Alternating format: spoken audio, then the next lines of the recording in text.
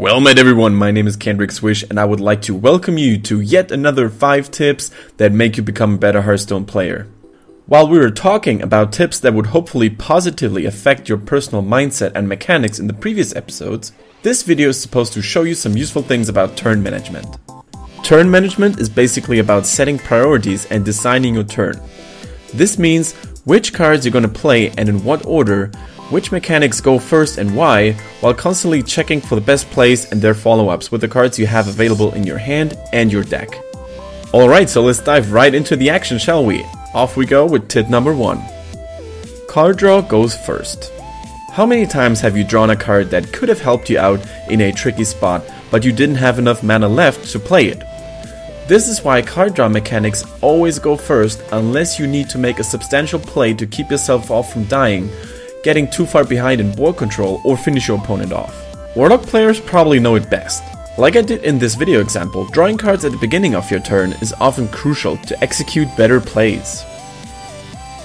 Without it, I wouldn't have been able to break through my opponent's defense to finish him off. Tip number 2. Use your synergies.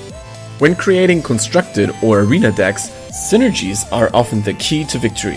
While there's a meta shift every once in a while in constructed, which makes certain decks very strong and others weak, it also makes most synergy predictable.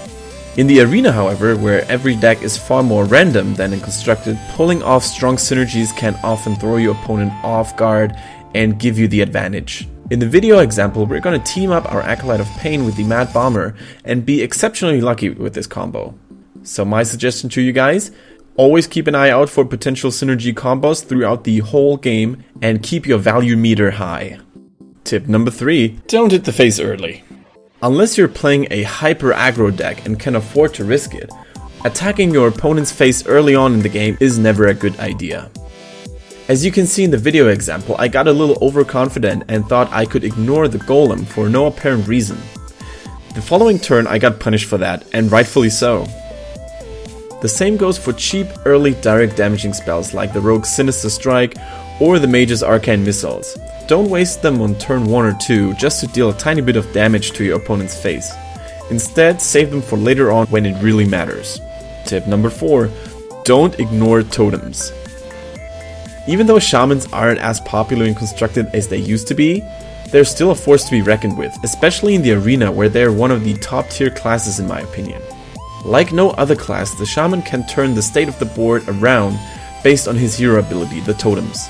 Taunt totems may block crucial damage, healing totems may keep important minions alive, and spell damage totems can boost game-deciding lightning storms or bolts.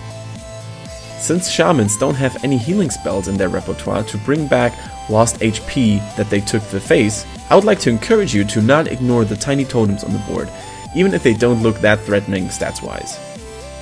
Also, by killing a totem, you make it harder for the shaman to get the totem he really needs due to the increased RNG factor. So unless you have a lethal or your opponent is really running low on cards, never ignore these little buggers. And last but not least, it's tip 5. Don't get bamboozled. Hearthstone matches can get really intense. And just like in many other games, players tend to get so focused on certain aspects of the game that they literally forget everything else around them. In League of Legends, for example, players may focus so much on their last hitting and lane fights that they forget to watch the minimap and thus get wrecked easily by the enemy jungler. In Hearthstone, the same can sometimes apply when players are focusing so much on clearing the board and killing your opponent's strong minions, no matter what, that they often overlook lethal damage. If you watch the video example right now, you'll know what I'm talking about.